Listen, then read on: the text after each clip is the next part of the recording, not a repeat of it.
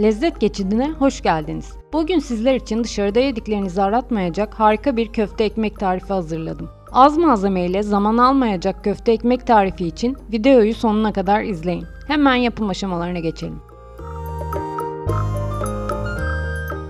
Köfteleri hazırlama aşaması. Derin bir kaba 250 gram kıymayı alalım. Bir tane rendeleyip suyunu sıktığımız soğanı ekleyelim. Yarım demet küçük küçük doğranmış maydanoz ekleyelim.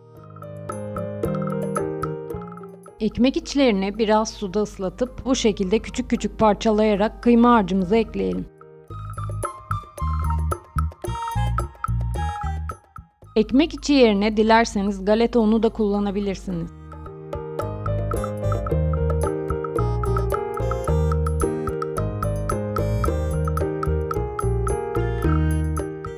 Bir çay kaşığı karabiber, bir çay kaşığı kimyon, bir çay kaşığı kekik, bir tatlı kaşığı pul biber ve bir tatlı kaşığı tuz ekleyelim. Baharatları ve tüm harcı ekledikten sonra malzemeleri elimizle yoğurarak karıştıralım.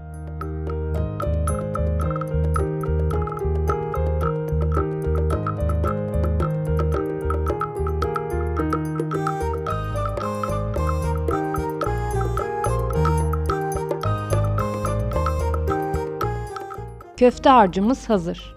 Bir sonraki aşamaya geçebiliriz. Köfte harcından küçük parçalar alarak elimizle bu şekilde yuvarlayalım. Yuvarladığımız köfteleri avucumuzla hafif bastırarak şekil verelim.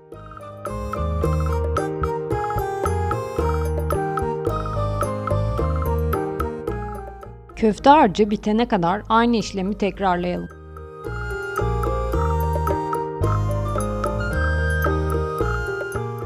Köfteler hazır. Şimdi diğer aşamaya geçebiliriz. Salata hazırlama aşaması. Bir tane soğanı ince ince doğrayalım.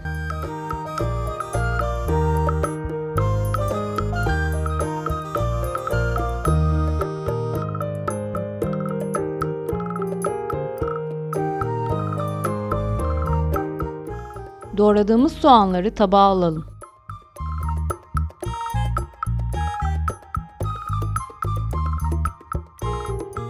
Yarım demet maydanozu küçük küçük doğrayalım.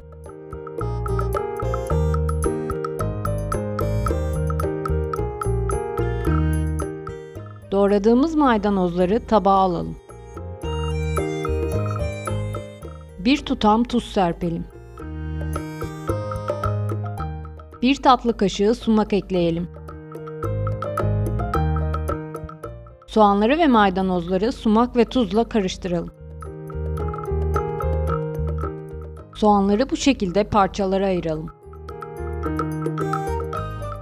Bir tane domatesi ince ince doğrayalım.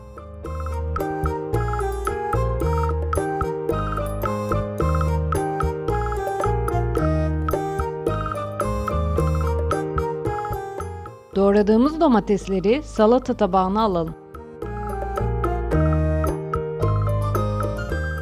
4 yaprak kıvırcık marulu küçük küçük doğrayalım. Siz isterseniz daha fazla marul da doğrayabilirsiniz. Doğradığımız marulları da salata tabağına alalım. Salatamızı hazırladıktan sonra bir sonraki aşamaya geçelim. Köfteleri pişirme aşaması.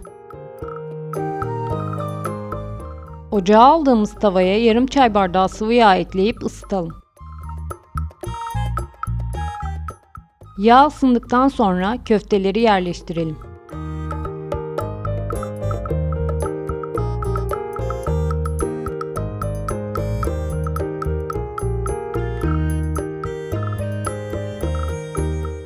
Arka tarafı kızaran köftelerin diğer tarafını çevirerek her köşesinin aynı derece pişmesini sağlayalım.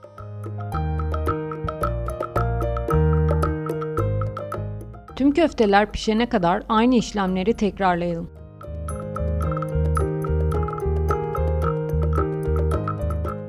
Pişen köfteleri tabağa alalım. Tüm köfteler piştikten sonra bir sonraki aşamaya geçebiliriz. Köfte ekmek hazırlama aşaması. 2 tane sandviç ekmeği alalım. Ekmeklerin kenarlarını keserek bu şekilde açalım.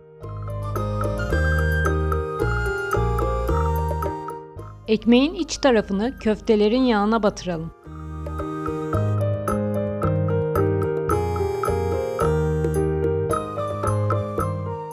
Yağa batırdığımız ekmeklerin içine biraz salata yerleştirelim.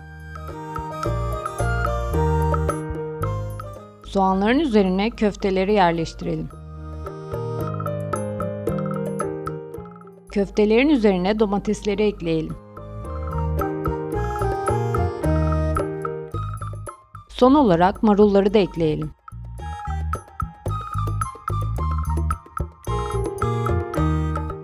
Köfte ekmek hazırlarken malzemeleri tercihinize göre şekillendirebilirsiniz. Ekmeği kapatarak köfte ekmeği servis edebiliriz.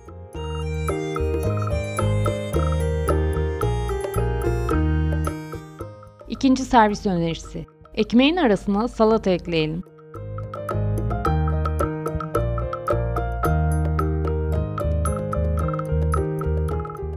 Soğanların üzerine marul ekleyelim. Domatesleri yerleştirelim. Köfteleri ekleyelim.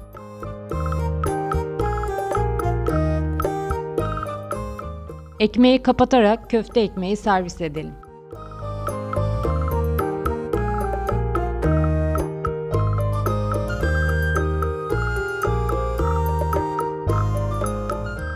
Yanına kendi yaptığımız ev yapımı turşuları ekleyerek servisi zenginleştirebiliriz.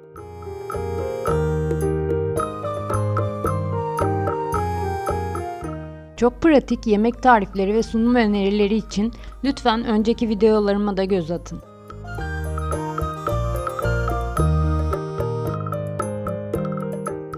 Lezzet geçidinde görmek istediğiniz tarifler varsa lütfen yorumlara yazmaya devam edin.